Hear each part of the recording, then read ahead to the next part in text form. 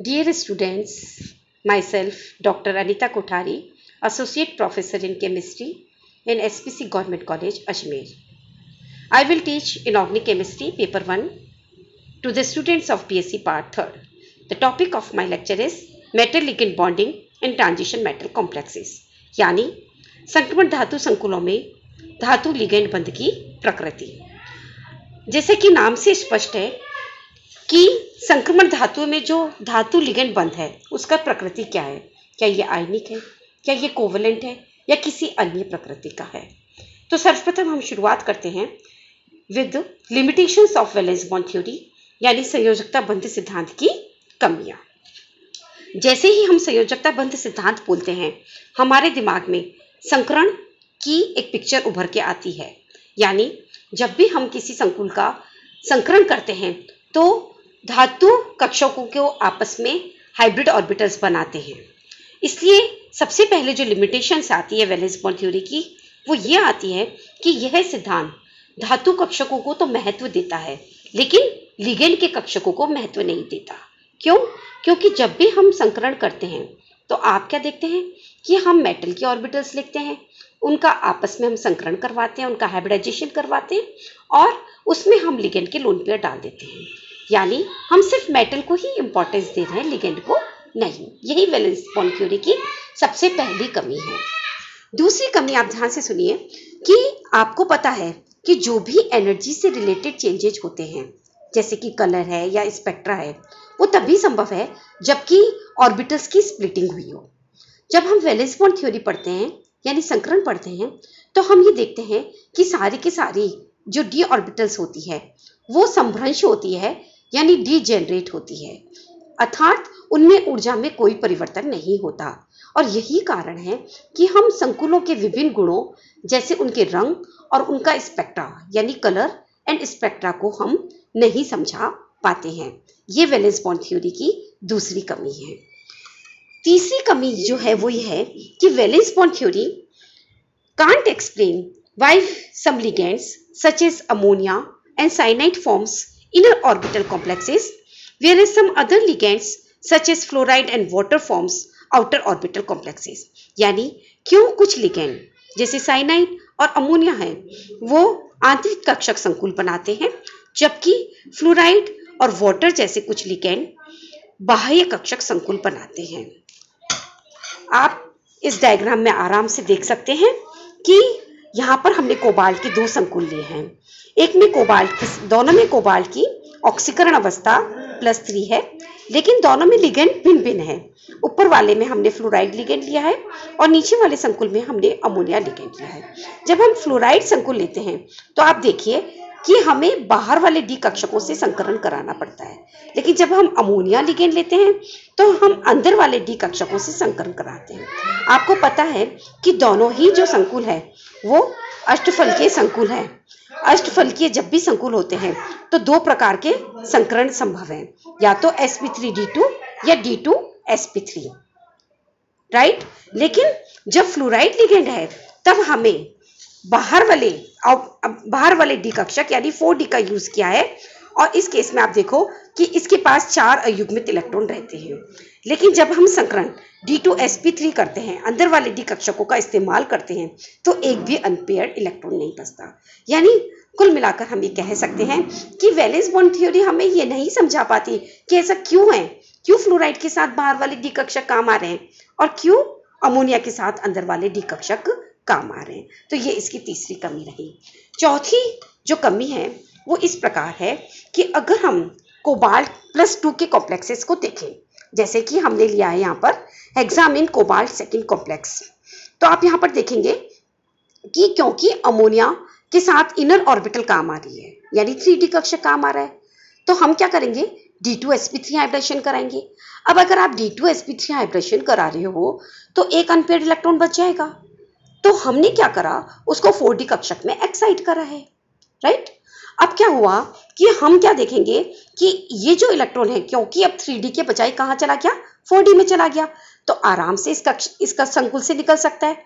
यानी हम ये कह सकते हैं कि कोबाल्ट +2 के जो कॉम्प्लेक्सेस हैं वो एक अच्छे अपचायक होते हैं। They are good reducing agent because This electron can easily be given by this complex, right? If this is so, then similar thing is with tetra cyano copper second complex. This is a square planar complex. See here there are 9 electrons, 2 copper plus 2 iron. Now for square planar geometry we do dsp2 hybridization, and now we have to vacate again d orbital. That's why this unpaired electron is excited into 4p orbital. ठीक है, यानी again आप ये देख रहे हो कि ये एक स्क्वायर प्लेनर कंपाउंड है, और अगर हमें एक 3D कक्षक को खाली करना है तो हमने उसको हायर एनर्जी वाले 4p कक्षक में भेजा है।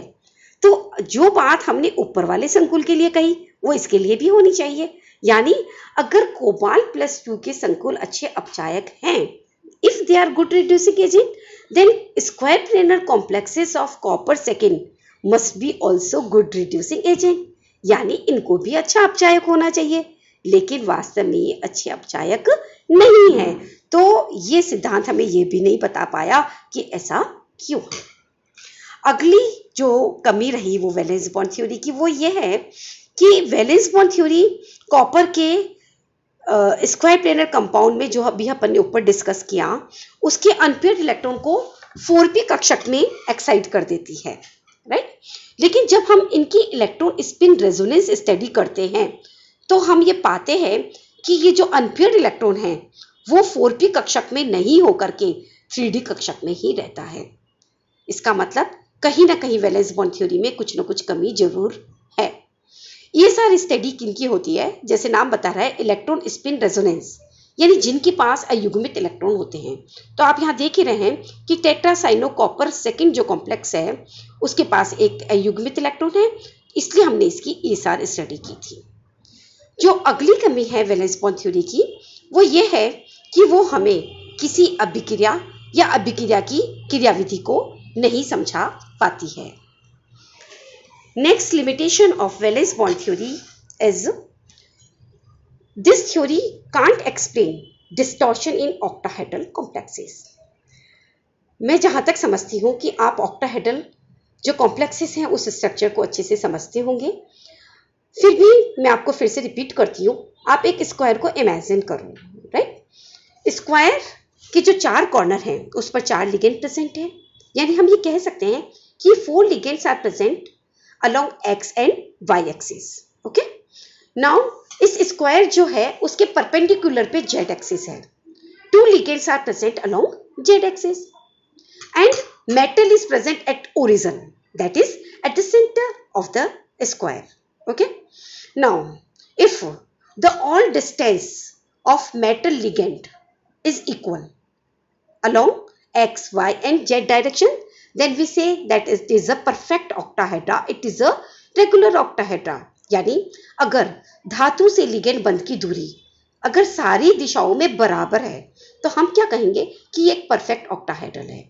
लेकिन अगर किसी वजह से जेड एक्सिस के लिगेंड को हम थोड़ा दूर ले जाएं तो आप क्या नोट करेंगे कि एक्स और वाई एक्सिस पे जो 4 लिगेंड है स्क्वायर पे वो तो बराबर दूरी पर है, लेकिन y जो z एक्सिस की लिगेंड है वो मेटल से थोड़ा दूर हो गए।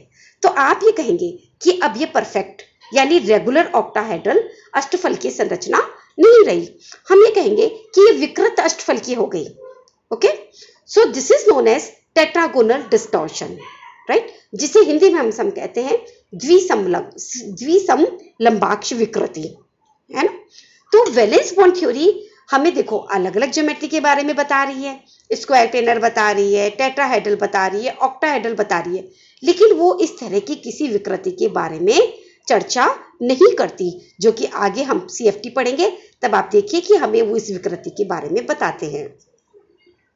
संयोजकता बंध सिद्धांत की जो अगली कमी थी वो ये थी कि हर वक्त ये जो प्रिडिक्शन करती है वो एकदम सही नहीं होता, क्योंकि वैलेंस बॉन्ड थ्योरी का जो कार्य करने का तरीका था वो ये है कि वो मैग्नेटिक प्रॉपर्टीज कैलकुलेट करती है कॉम्प्लेक्स की, उससे अनपेयर्ड इलेक्ट्रॉन निकालती है और उन अनपेयर्ड इलेक्ट्रॉन से वो ज्योमेट्री डिस्कस करती है, राइट। लेकिन ये चीज हर वक्त सही नहीं होती। इसको मैं आपको ऐसा करती हूँ, एक एग्जाम्पल निकिल का बताती हूँ। देखिए, आप ध्यान से देखिए, इन दोनों कॉम्प्लेक्सेस को मैंने लिखे हैं। इसमें आप देखोगे कि ये निकिल का साइनाइड के साथ जो कॉम्प्लेक्स है, टेट्रासाइनो निकिल 2 जो कॉम्प्लेक्स है, इसमें आप ये देखोगे कि ये स्क्वायर प्लेनर कंपाउंड है विद DsP2 हाइब्रिडाइजेशन, है ना। और जो नीचे वाला जो क्लोराइड के साथ जो कॉम्प्लेक्स है वो क्या है, ये टेट्राहेड्रल कॉम्प्लेक्स है विद sp3 हाइब्रिडाइजेशन। ओके, तो आप देखो, ध्यान से नोट करो कि जब DsP2 हाइब्रिडाइजेशन होगा तो निकिल +2 के जो इलेक्ट्रॉन है वो सारे पेयर्ड हो गए हैं, है ना। यानी इसके पास एक भी अनपेयर्ड इलेक्ट्रॉन नहीं है, तो हम क्या कहेंगे, ये प्रतिचुंबकीय है, यानी इट इज डायमैग्नेटिक। यानी मैं क्या स्टेटमेंट दूंगी, ध्यान से सुनिए, कि square planar complexes of nickel +2 ion are diamagnetic, प्रतिचुंबकीय होते हैं। समझ में आई मेरी बात? ओके। और जो निकिल सेकंड के टेट्राहेड्रल कॉम्प्लेक्सेस है उनको आप ध्यान से देखो तो आप पाओगे कि वहां हमें d ऑर्बिटल की जरूरत नहीं थी, तो 2 इलेक्ट्रॉन अयुग्मित पड़े हुए हैं, यानी हम क्या कहेंगे कि वो अनुचुंबकीय है, इट इज पैरामैग्नेटिक। यानी टेट्राहेड्रल कॉम्प्लेक्सेस जो होते हैं निकिल +2 आयन के, वो क्या होते हैं, अनुचुंबकीय होते हैं, दे आर पैरामैग्नेटिक, है ना।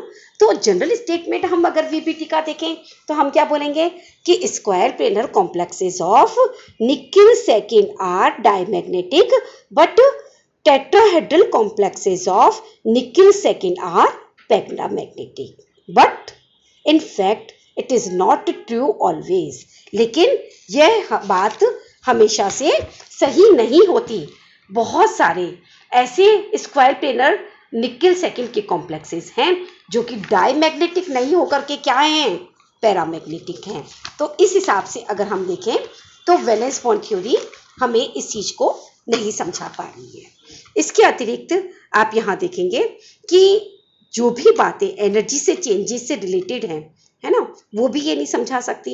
आपको पता है कि जो कॉम्प्लेक्सेस होती हैं उनकी डिफरेंट थर्मोडायनेमिक प्रॉपर्टीज होती हैं, यानी उष्मागतिक गुण होते हैं, उनकी स्टेबिलिटी होती है, वो ये नहीं समझा पाती। अगेन हम यही कारण देंगे कि क्या कि उनमें एनर्जी चेंज से रिलेटेड कोई चीज हमें नहीं समझाई गई है, इसीलिए चीज वो नहीं समझा पाते। तो मैं समझती हूँ कि बच्चों आपको ये टॉपिक समझ में आया होगा। एक बार हम सारे पॉइंट को वापस से जल्दी से रिवाइज कर लेते हैं। हम पढ़ रहे हैं metal ligand bonding in transition metal complexes. हम डिफरेंट थ्योरीज को पढ़ते हैं। सेकेंड ईयर में हमने पढ़ा वैलेंस बॉन्ड थ्योरी, ओके। तो थर्ड ईयर में हम पढ़ेंगे crystal field theory. Crystal field theory पे आने से पहले हम पढ़ेंगे संयोजकता बंध सिद्धांत की कमियां। और जब भी हम संयोजकता बंध सिद्धांत की कमियां पढ़ते हैं तो हमारे दिमाग में क्या आता है कि धातु आयन कक्षों का संकरण हुआ है।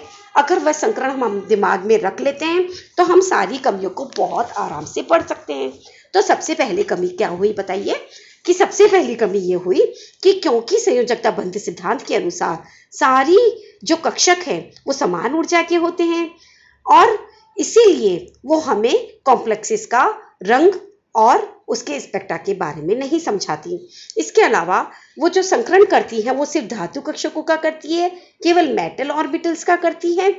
इसका मतलब होता है कि वैलेंस बॉन्ड थ्योरी केवल मेटल को ही इंपॉर्टेंस देती है, लिगेंड को नहीं देती, राइट। तो ये दो कमियां हो गई। तीसरी कमी आप ऐसे याद करो कि क्यों कुछ लिगेंड होते हैं जैसे साइनाइड वो है इनर ऑर्बिटल कॉम्प्लेक्स बनाते हैं, और क्यों कुछ लिगेंड जैसे फ्लोराइड है वो आउटर ऑर्बिटल कॉम्प्लेक्स बनाते हैं। वो हम वैलेंस बॉन्ड सिद्धांत पे नहीं बता पाते, है ना।